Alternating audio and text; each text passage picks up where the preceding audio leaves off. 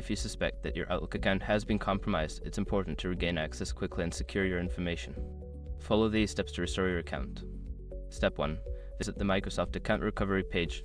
Go to the Microsoft Account Recovery page by entering the URL in your web browser.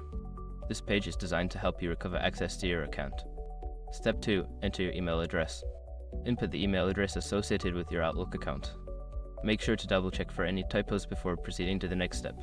Step 3. Verify your identity. Choose a verification method, such as receiving a code via text message or email.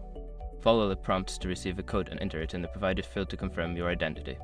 Step 4. Change your password. Once your identity is verified, you will be prompted to change your password. Create a strong, unique password that you haven to use before to enhance your account security. Step 5. Review account activity. After regaining access, check your account activity for any unauthorized changes or messages. Update your security settings, enable two-factor authentication, and review your recovery options to prevent future issues.